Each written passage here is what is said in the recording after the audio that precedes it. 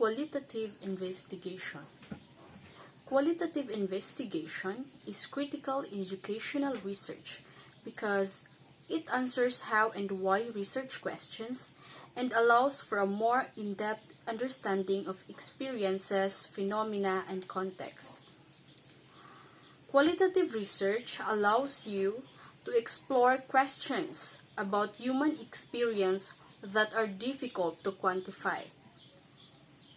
Qualitative investigation is in-depth research that uses a variety of approaches to try to figure out why individuals think, feel, react, and behave the way they do. Because the goal of qualitative interviewing and even focus groups is to develop concept, tactics, or, for example, an appreciation of processes that govern groups or institutions. Sample sizes are typically modest.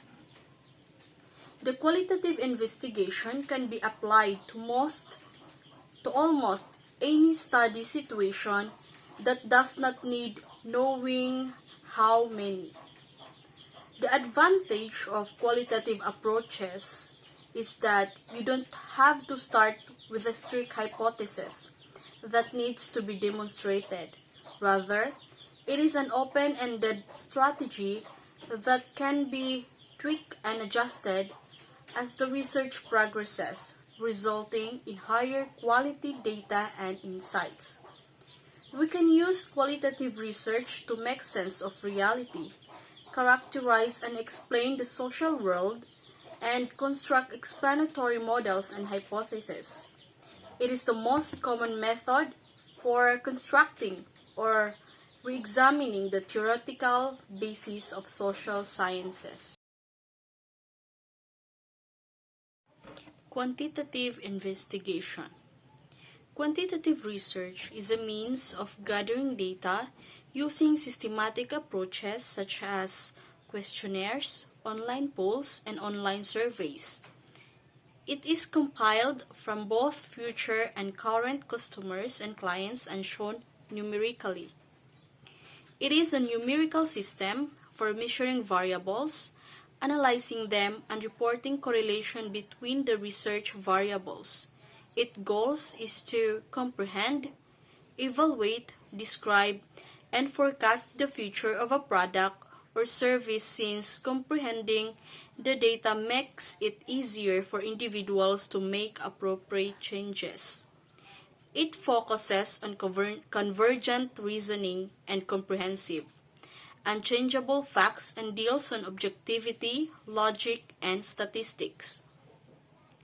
Even in our daily lives, quantitative research is critical since we measure to see how much of anything there is in most, if not all, of our activities. Data is considered acquired, examined, and reassessed as we evolve, so quantitative methods are ingrained in our daily lives. It's more objective and reliable, as it simplifies and restructures a complex problem into a smaller number of variables. In carefully controlled situations, it can establish cause and effect by looking at connections between variables. Quantitative research can also be used to test theories and hypotheses.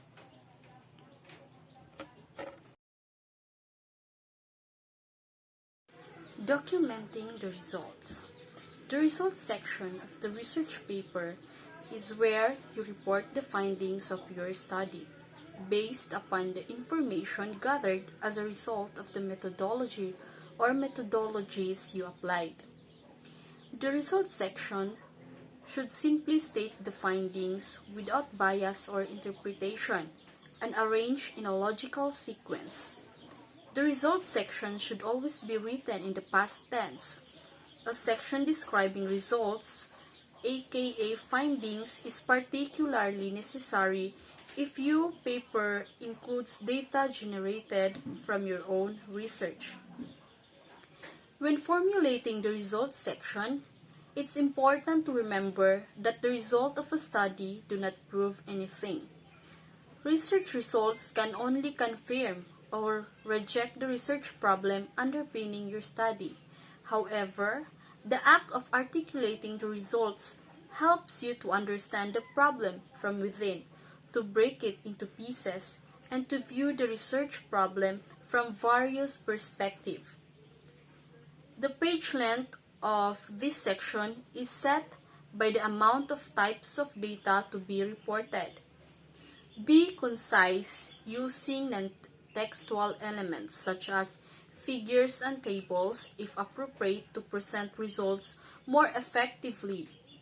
In deciding what data to describe in your results section, you must be clearly distinguish material that would normally be included in the research paper from any raw or other material that could be included as an appendix. Avoid providing data that is not critical to answering the questions.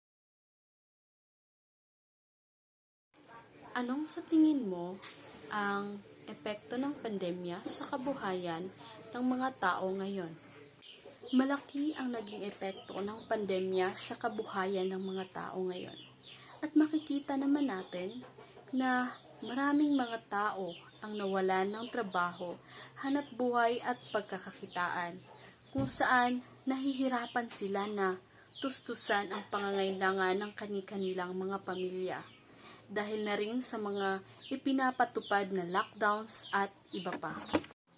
Based on your observation, may maganda bang naidudulot ang new learning system, which is the modular and online classes sa mga estudyante compare sa face-to-face classes?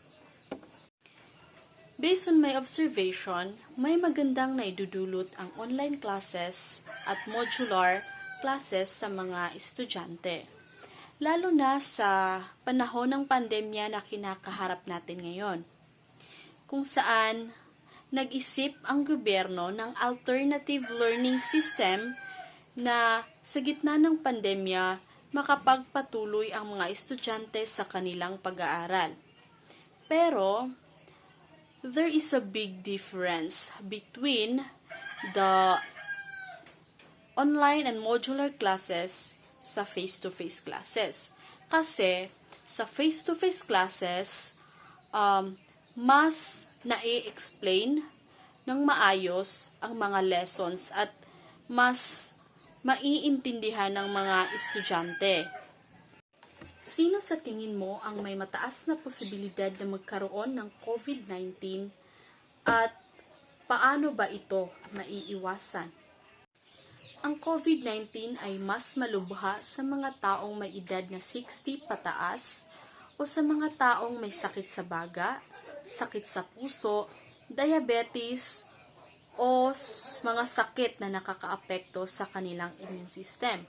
So upang maiwasan ito, ugaliing magsuot ng face mask, face shield, isanitize ang kamay o ugaliing palaging hugasan ang iyong kamay. O mas mainam para sa mga taong 60 pataas o sa mga taong may karamdaman ay mananatili na lamang sa bahay.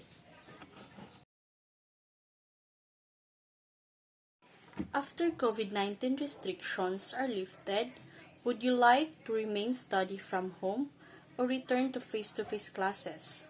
These are the choices. Remain study from home, return to face-to-face classes, or mixture of both. Remain study from home. On a scale of 0 to 10, where 0 is not at all and 10 is entirely, to what extent are you following the government's current advice and guidelines regarding COVID-19? 10. Have you been tested for COVID-19? Yes or no? No.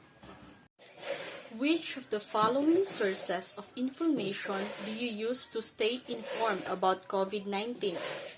Newspapers, radio, television, mainstream news websites, government agency websites, social media, family, friends, or colleagues. Radio, television, and social media sites. After gathering all the important information from the qualitative investigation and quantitative investigation, we need now to documenting the results based on the investigation that we have made. So, by documenting all those results, we would be able to know what could be the outcome or the results from our investigation. So these are the results.